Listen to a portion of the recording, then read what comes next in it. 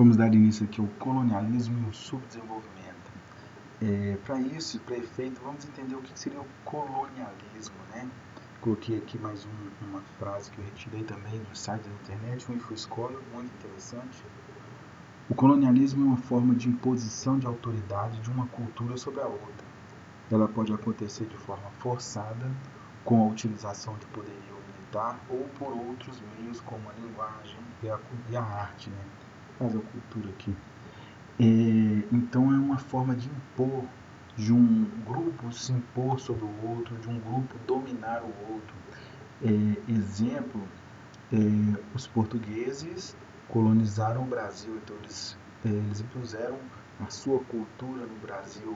O Brasil virou ali a colônia de Portugal, Portugal a metrópole, né? Então Portugal mandava no Brasil, tinha os poderes, o Brasil ficava sob o domínio de Portugal, ok? No começo do livro, lá na página 66, Colonialismo e Subdesenvolvimento, ele fala um termo que de repente alguns de vocês não devem ter ouvido falar. Ele fala sobre o sul geoeconômico. O sul geoeconômico é um pouco diferente do sul geográfico e o norte geoeconômico também é um pouco diferente do norte geográfico. Então vamos só observar aí um pouquinho sobre a questão geoeconômica, a divisão geoeconômica. A divisão geoeconômica é uma forma de você regionalizar o mundo utilizando o critério da economia, ok? E você tem aí o norte e o sul. Só que a linha que divide, ok? A linha que divide não é mais a linha do Equador que passava por aqui assim, ó. A linha do Equador, vou até fazer um desenhozinho aqui da linha do Equador. A gente vê se fica. Não vai ficar perfeito, deixa eu mudar a cor. Vou colocar aqui preta.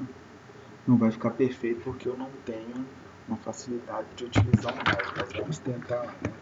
Então nós temos aqui, ó, aproximadamente aqui, e passar a linha do Equador. Finjam que ela está retinha, ok, gente? Não tem essa facilidade se tivesse uma régua, né? Mas não tem como.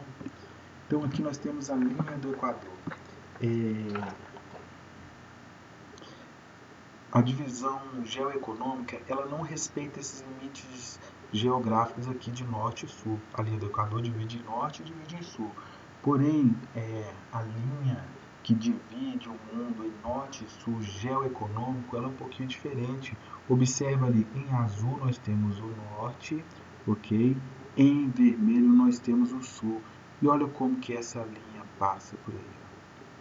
É lógico, também não vai ficar perfeito, mas vai dar para a gente ter uma noção. Aqui que é o mais interessante sobre essa linha.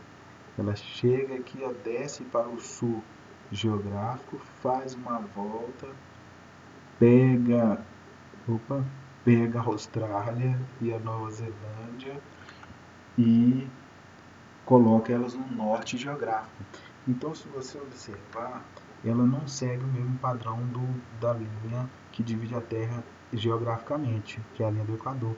Ela é uma outra linha. Então, vamos apagar aqui a linha do Equador, né? Então, vamos lá. Você tem aí o norte, ele vai ser considerado os países desenvolvidos, ok? Ricos, desenvolvidos, e você vai ter o sul, países pobres e subdesenvolvidos. Então, quando ele fala lá sobre o sul geoeconômico, ele está falando justamente da maior parte dos países subdesenvolvidos no mundo, beleza? E isso daí tem uma ligação direta com a Revolução Industrial, tem uma ligação direta aí com o colonialismo. Como que o colonialismo fez com que existisse aí o subdesenvolvimento. Detalhes importantes, aqui está em azul, gente, porque aqui é a Guiana Francesa, né? O território ultramarino da França. Então, se está ligado à França, é como se estivesse ligado a um país aqui do norte geoeconômico. Ok? Vamos lá agora para o próximo.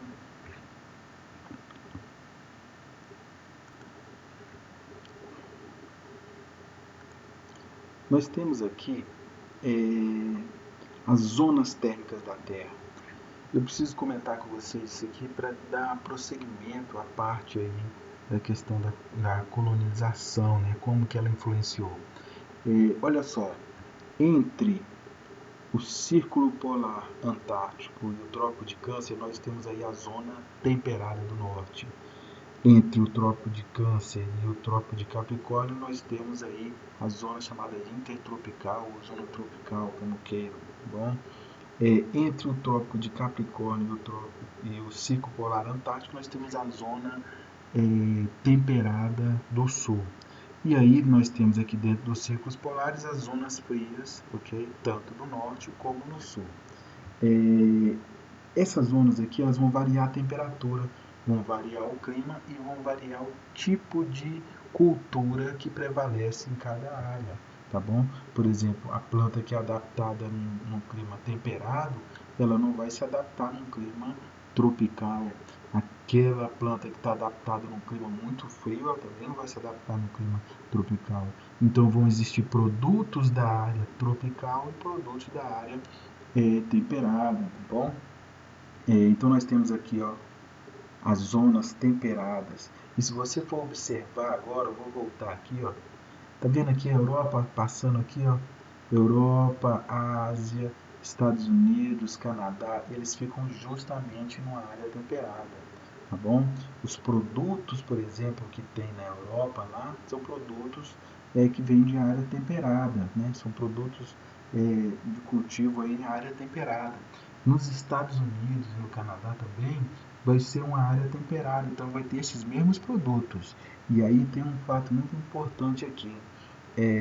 O europeu ele estava em busca não de um lugar que tivesse o mesmo cultivo que eles podiam encontrar lá na Europa, mas eles queriam produtos tropicais. Além disso, também queriam o quê? Ferro, ouro, esses metais preciosos eles queriam. Então, interessava para eles os produtos tropicais e ferro, ouro, metais preciosos. Agora, aqueles produtos que eles poderiam encontrar na Europa não tinham tanto que eles procuraram, beleza? E aí vem esse ponto muito importante. Avançando aqui, gente, nós temos as formas de colonização. Por exemplo, foram usadas duas formas de colonização aí pelos ingleses, por exemplo. Eles usaram a colônia de exploração e de povoamento. E isso aqui está ligado diretamente ao subdesenvolvimento e ao desenvolvimento dos países. Não quer dizer que um país ele foi colônia de exploração, ele não chegou a se desenvolver hoje em dia, mas isso atrapalhou muito o seu desenvolvimento. Mas vamos entender aqui. O que seria uma colônia de exploração? As colônias de exploração tinham como objetivo abastecer a metrópole com produtos explorados nas colônias, se utilizando de mão de obra escrava. A mão de obra aqui então não era assalariada, não tinha como você desenvolver um comércio naquele lugar ali, porque não tinha, eles não recebiam dinheiro, como que eles iam trabalhar, né? Eles iriam comprar produtos, gerar economia, né? Serviam como fonte de enriquecimento da metrópole. Então as colônias de exploração elas eram unicamente utilizadas para abastecer a metrópole, enriquecer a metrópole. A metrópole não tinha o interesse de desenvolver aquele local ali, tá bom? Essa é a colônia de exploração, utilizada principalmente em países da África, países da América do Sul, o sul dos Estados Unidos ali também chegou a utilizar em outras partes do mundo, tá bom? Existe também a colônia de povoamento. A colônia de povoamento, gente, corresponde àquelas que se desenvolveram nas áreas temperadas. E aí tem aquele detalhe, se a área é temperada, eles têm um produto lá na Europa, beleza? Então eles não tinham tanto interesse em explorar aquele local economicamente. Caso se tivesse metais preciosos, aí sim, né, eles iriam explorar aquilo ali. Então olha só, desenvolveram nas áreas temperadas da América e não serviam para enriquecer a metrópole. Foi o caso dos Estados Unidos aí, né? Os Estados Unidos, então parte dos Estados Unidos foi colônia de povoamento. Então as pessoas acabaram migrando lá para os Estados Unidos fugindo de perseguições religiosas, né? E eles acabavam se instalando nos Estados Unidos, começavam a cultivar ali, eles tinham as suas terras, eles começavam a cultivar, ia desenvolvendo uma comunidade naquele local ali, eles visavam um lucro, a única coisa que eles pagavam para a metrópole era nada mais, nada menos do que digamos assim, os impostos, né, que eles cobravam, mas eles não eram explorados economicamente igual era explorado nas colônias de exploração, tá bom? Isso daí foi um fator divisor de águas quando nós falamos sobre o subdesenvolvimento. Por quê? Nas colônias de exploração foi gerado aí uma elite dominante que dominava aquele local e também tinha a outra parte da sociedade que não se desenvolveu, ok? Enquanto nas colônias de povoamento acabou se desenvolvendo uma estrutura como um todo, tá bom?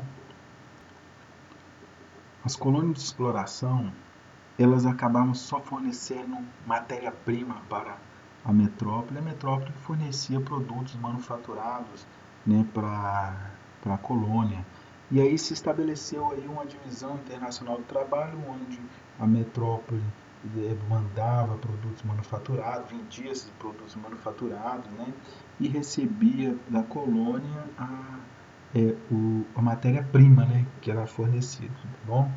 E isso daí, gente, acabou gerando algumas dependências, né, que fez com que os países não se desenvolvessem tanto. Então, olha só, os países que foram colônias de exploração ficaram sob forte dependência das metrópoles. Nem todos estão na mesma situação. Tem países que já se desenvolveu mais, outros desenvolveram menos, mas isso foi um ponto forte aí para o subdesenvolvimento dos países. Você tinha dependência financeira, os países que eram colônias dos países aí, dos países europeus, eles ficaram sob forte dependência financeira, ou seja, eles contraíram dívidas com os bancos, com as empresas na metrópole, e esse daí gerou uma dependência muito grande, que inclusive teve muitos países aí que vieram pagar algumas dívidas lá do período de colônia por agora. Dependência comercial, isso aqui, gente, é o seguinte, é resquício lá do período da colônia, né?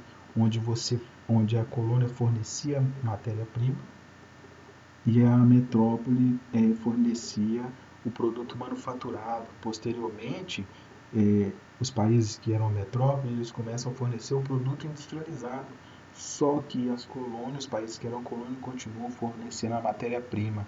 E aí a matéria-prima ela não tem valor agregado. O produto industrializado já tem um valor agregado.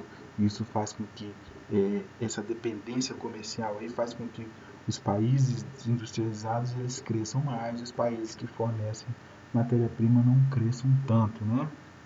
Essa dependência comercial aí foi um grande problema e é um grande problema até hoje. Nós temos a dependência tecnológica, sim. Os países que eram colônias, eles não desenvolveram suas tecnologias, não tinham investimento em tecnologia.